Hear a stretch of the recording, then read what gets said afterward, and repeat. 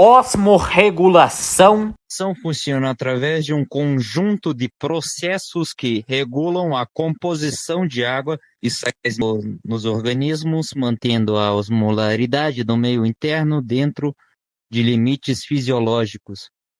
Essa regulação envolve principalmente a entrada, saída, retenção e eliminação de água e íons, controlada por órgãos especializados e ações hormonais. Como funciona a osmorregulação? Detecção de mudanças na osmolaridade. O corpo monitora a concentração de partículas dissolvidas no sangue e nos líquidos corporais, detectando se há aumento ou diminuição da osmolaridade. Respostas hormonais, que é o negócio da regulação da osmolaridade. Aquele era um. Quando há aumento da osmolaridade, desidratação ou perda de água, o cérebro libera o hormônio antidiurético. Antidiurético. ADH, que aumenta a permeabilidade dos túbulos renais à água. Isso resulta na reabsorção de água pelos rins, formando urina mais concentrada, ajudando a reter a água. Quando há excesso de água, hiperidratação, a produção de ADH diminui, reduzindo a reabsorção de água pelos rins. Assim, mais água é eliminada na urina, que fica mais diluída.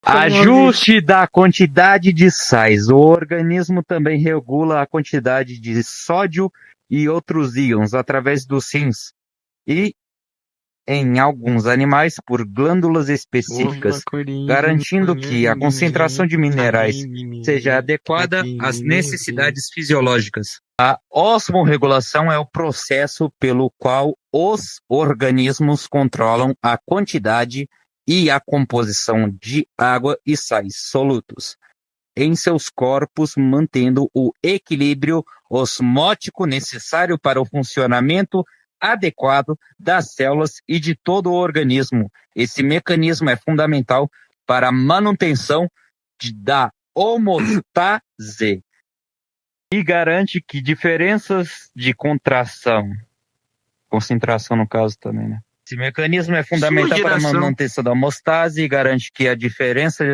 de concentração de partículas dissolvidas entre os compartimentos internos e o meio externo não prejudiquem as funções biológicas. Componentes principais da osmorregulação. Primeiro, meios, né, porque tem mais de um. Meios internos e seus compartimentos. O corpo possui diferentes compartimentos líquidos, intracelular e extracelular, cada um com compreensão específica de água e solutos. Esses compartimentos trocam água e íons entre si, influenciados por ambientes de concentração. Controle da osmolaridade. O organismo regula a osmolaridade, que mede a concentração total de partículas dissolvidas para manter o equilíbrio. Por exemplo, no plasma sanguíneo, a osmolaridade ideal é aproximadamente 300 mol/L. Sistemas reguladores. Órgãos e estruturas específicos, como os rins nos vertebrados, como eu falei, glândulas de sal em animais marinhos ou células osmorreguladoras em organismos unicelulares participam do controle da quantidade de água e sais. Mecanismo de conversão ou eliminação. Pessoal. Nascínios? Nascínios. Cenos sobre os animais aquáticos marinhos ingestam água salgada e excretam sais através. Cenos sobre os animais aquáticos marinhos ingestam água salgada e excretam sais através das brânquias e urina concentrada. Animais de água doce absorvem a água por osmose e excretam sais em grande quantidade na urina diluída. A diluição é o processo de adicionar solvente em uma solução para reduzir sua concentração sem alterar a quantidade do soluto presente. Nos humanos e mamíferos, os rins filtram sangue e ajustam a quantidade de água e sais eliminados na urina sob controle hormonal antidiurético ou aldosterona. Hormônios envolvidos na osmorregulação. Hormônio antidiurético, ADH, modula a permeabilidade dos túbulos renais para a água, promovendo a retenção ou excreção conforme a necessidade. Aldosterona estimula a reabsorção de sódio nos rins, influenciando a quantidade de água que acompanha o sódio. Processo da osmorregulação em humanos. Quando há perda de água, o plasma se torna mais concentrado. Aumenta a osmolaridade, estimulando a liberação de ADH. Isso aumenta a permeabilidade dos túbulos renais à água, promovendo sua reabsorção e ajudando a recuperar o equilíbrio. Quando há excesso de água, a osmolaridade diminui e a produção de ADH diminui, resultando na excreção de água em maior volume, mantendo a osmolaridade próxima ao padrão. A importância da osmorregulação mantém a integridade celular e funcionalidade dos tecidos, controla o volume sanguíneo, pressão arterial e transporte de nutrientes, privilegia a condição que são favoráveis para reações químicas e processos metabólicos. Assim, a osmorregulação é um mecanismo complexo, altamente adaptativo, que varia entre diferentes espécies, dependendo do seu ambiente, e é essencial para a sobrevivência em condições de variação ambientais de água e sais. Agora vamos para eletrofisiologia. Eletrofisiologia do cérebro e neurônios. Eletrofisiologia do cérebro e neurônios. A importância do cérebro e dos neurônios na condução de impulsos elétricos é essencial para um funcionamento neurológico. Os neurônios possuem estruturas específicas que possibilitam a transmissão de sinais elétricos e químicos. Importância dos eletrolitos. Eletrolitos como sódio, Na+, e potássio K+, são essenciais para a geração e condução dos potenciais elétricos nos neurônios. Que sódio, o eletrolito mais abundante no exterior da célula, fundamental na geração do potencial de ação.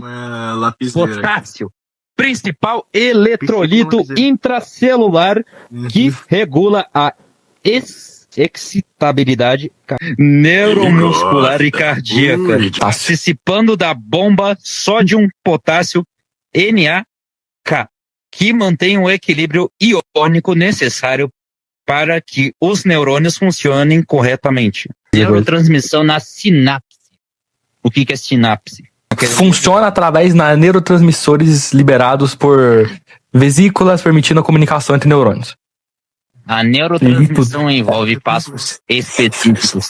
Etapas principais: liberação de neurotransmissores, ligação aos receptores na membrana pós-sináptica e, eventualmente, término do impulso neurológico. Etapas principais: liberação de neurotransmissores, ligação aos receptores na membrana pós-sináptica e eventualmente término do impulso via recepção ou degradação, sinapse química. Funciona através de neurotransmissores liberados por vesículas, permitindo a comunicação entre neurônios. Sinapse elétrica. Caracteriza-se por condução. A eletrofisiologia é o ramo da fisiologia. Vocês porra.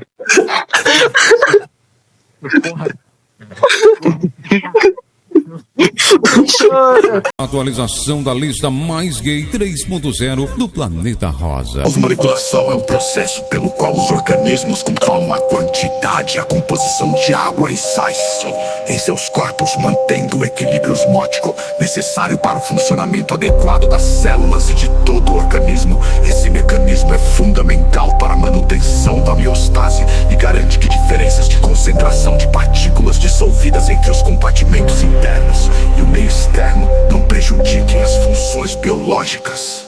Componentes principais da osmoregulação: meios internos e seus compartimentos. O corpo possui diferentes compartimentos líquidos, intracelular e extracelular, cada um com composição específica de água e solutos. Esses compartimentos trocam água e íons entre si, influenciados por gradientes de concentração. Controle da osmolaridade. O organismo regula a osmolaridade, que mede a concentração total de partículas dissolvidas para manter o equilíbrio. Por exemplo, no plasma sanguíneo, a osmolaridade ideal é aproximadamente 300 mol. Sistemas reguladores. O organismo regula a osmolaridade, que mede a concentração total de partículas dissolvidas para manter o equilíbrio. Por exemplo, no plasma sanguíneo, a osmolaridade ideal é aproximadamente 300 mol. Sistemas reguladores, órgãos e estruturas específicos, como os rins nos vertebrados, glândulas de sal em animais marinhos, ou células osmorreguladoras em organismos unicelulares, participam do controle da quantidade de água e sais. Mecanismos de conservação ou eliminação.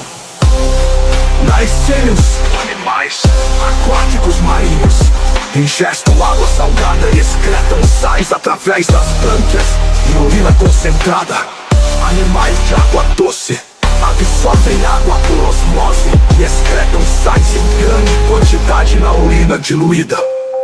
Nos humanos e mamíferos, os rins filtram o sangue e ajustam a quantidade de água e sais eliminados na urina, sob controle hormonal. Antidiurético. Hormônio antidiurético modula a permeabilidade dos túbulos renais para a água, promovendo a retenção ou excreção conforme a necessidade. Estimula a reabsorção de sódio nos rins, influenciando a quantidade de água que acompanha o sódio. Processo da osmoregulação em humanos. Quando há perda de água, o plasma se torna mais concentrado, estimulando a liberação de ATH. Isso aumenta a permeabilidade dos túbulos renais à água, promovendo sua reabsorção e ajudando a recuperar o equilíbrio. Quando há excesso de água, a osmolaridade diminui e a produção de ATH diminui, resultando na excreção de água em maior volume, mantendo a osmolaridade próxima ao padrão. Importância da osmoregulação: mantém a integridade celular e funcionalidade dos tecidos. Controla o volume sanguíneo, pressão arterial e transporte de nutrientes. Privilegia condições favoráveis para reações químicas e processos metabólicos. Assim, a osmoregulação é um mecanismo complexo, altamente adaptativo, que varia entre diferentes espécies dependendo do seu ambiente, e é essencial para a sobrevivência em condições de variações ambientais de água e sais. A osmoregulação é o processo pelo qual os organismos controlam a quantidade e a composição de água e sais de seus corpos, mantendo o equilíbrio osmótico necessário para o funcionamento adequado das células e de todo o organismo. Esse mecanismo é fundamental para a manutenção da homeostase e garante que diferenças de concentração de partículas dissolvidas entre os compartimentos internos e o meio externo não prejudiquem as funções biológicas. Componentes principais da osmoregulação.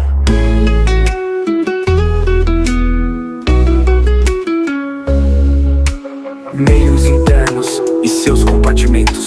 O corpo possui diferentes compartimentos líquidos, intracelular e extracelular, cada um com composição específica de água e solutos. Esses compartimentos trocam água e íons entre si, influenciados por gradientes de concentração.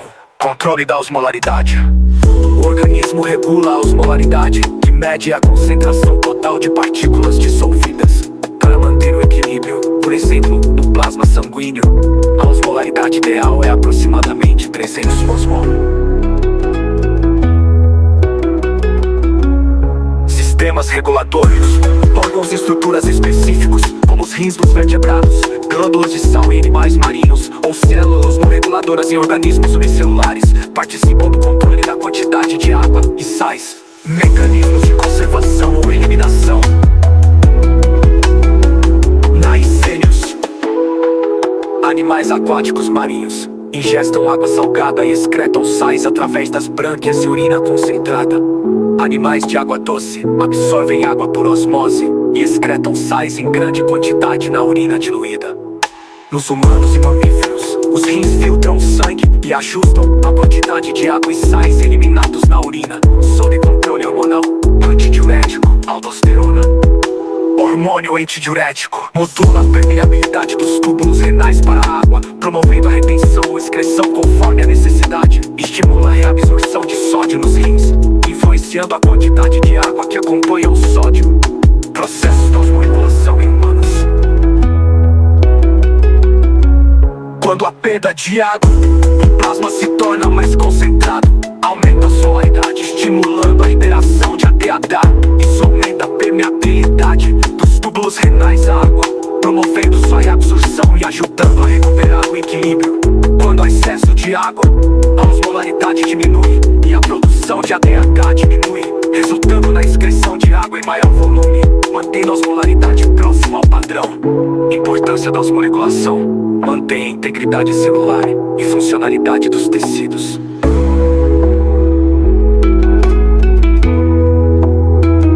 Controla o volume sanguíneo, pressão arterial e transporte de nutrientes. Privilegia condições favoráveis para reações químicas e processos metabólicos. Assim, a osmoregulação é um mecanismo complexo, altamente adaptativo, que varia entre diferentes espécies dependendo do seu ambiente, e é essencial para a sobrevivência e emissões de variações ambientais de água e sais.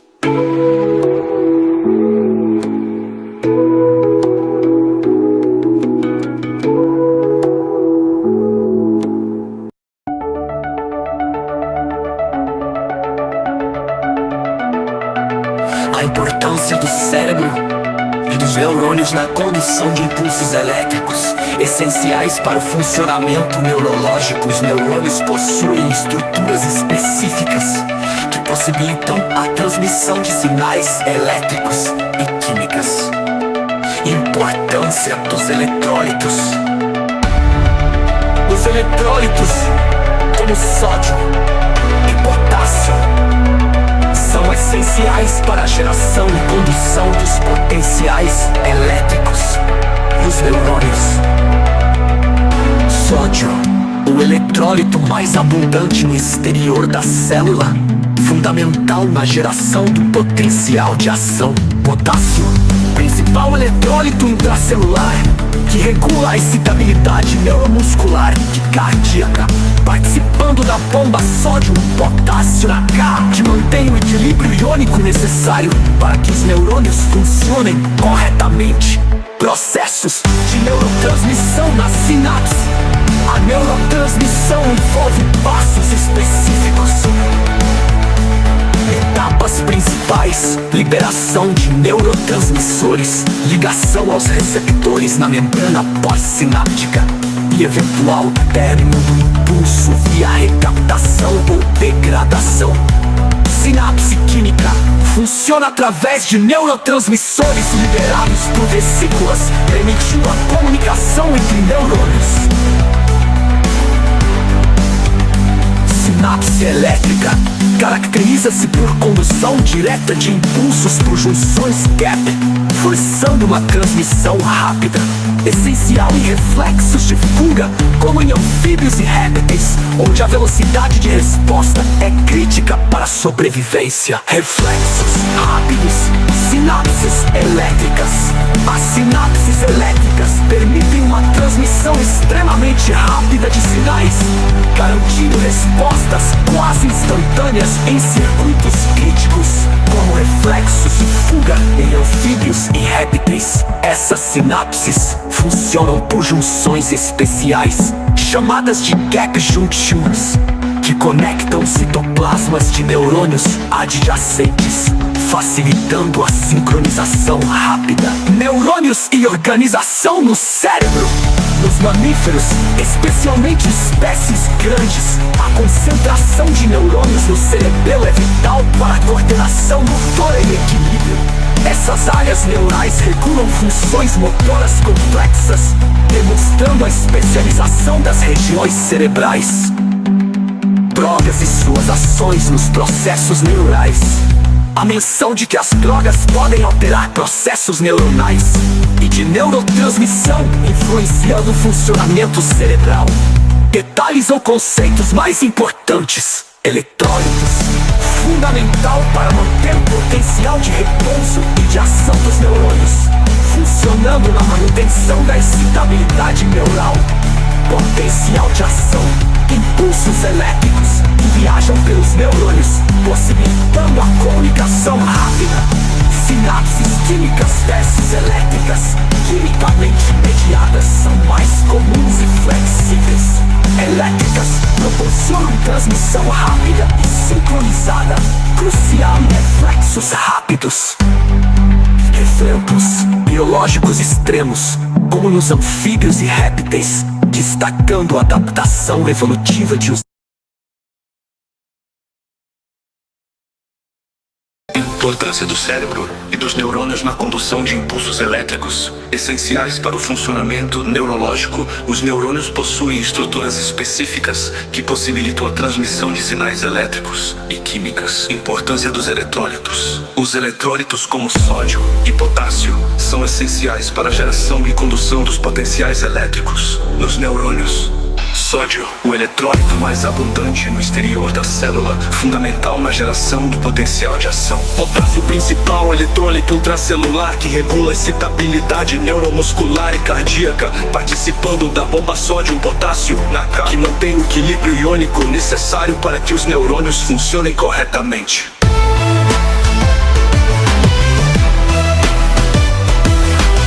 Processos de neurotransmissão na sinapse. A neurotransmissão envolve passos específicos. Etapas principais: liberação de neurotransmissores, ligação aos receptores na membrana pós-sináptica e eventual término do impulso via recaptação ou degradação. Sinapse química funciona através de neurotransmissores liberados por vesículas, permitindo a comunicação entre neurônios. Sinapse elétrica caracteriza-se por condução direta de impulsos por junções gap, forçando uma transmissão rápida, essencial em reflexos de fuga como em anfíbios e répteis, onde a velocidade de resposta é crítica para a sobrevivência. Reflexos rápidos e sinapses elétricas. As sinapses elétricas permitem uma transmissão extremamente rápida de sinais, garantindo respostas quase instantâneas em circuitos críticos, como reflexos de fuga em anfíbios e répteis. Essas sinapses funcionam por junções especiais chamadas de gap junctions, que conectam citoplasmas de neurônios adjacentes, facilitando a sincronização rápida. Neurônios e organização no cérebro.